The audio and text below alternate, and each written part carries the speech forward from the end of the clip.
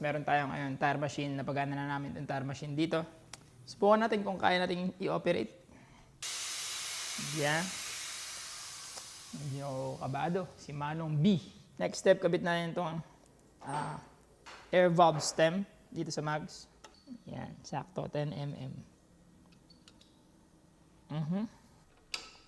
Okay na yung tire valves natin. Yung mags natin, ang size nito sa likodan is 2.5. Yung gulong na ilalagay natin dito is 110/70. Tama. Tama. Ayan, ganyan. Yung mga nakikita ko sa ginagawa nila. And the flip. Slide in. Pasok.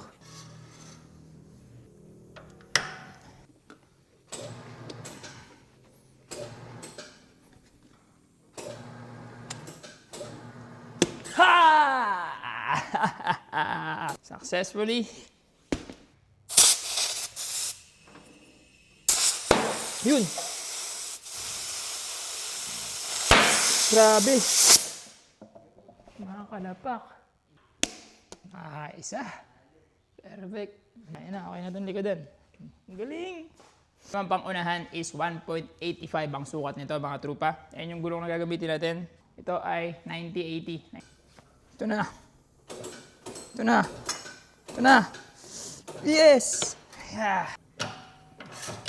Goods na ito mga trupa. Hangin na lang ulit. And ikakabit na natin yung rotor disc niya.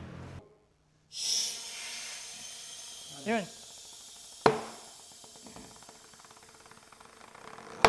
Alright, stop.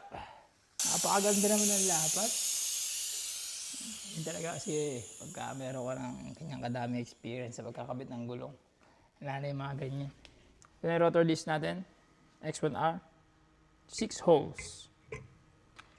You got some titanium bolts. And thread lock. Just a little bit of Monica.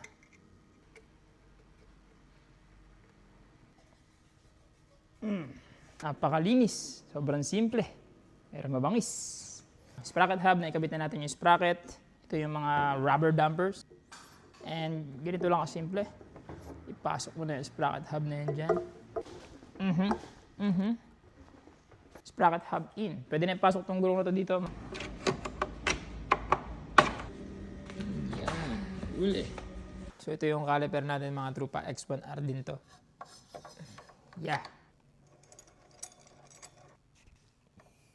Yan, nakakabit na. Ganun-ganun lang. Likod mga trupa. Magic spring na yan, o kaya lagi nakabuka yung pads. Put it like that.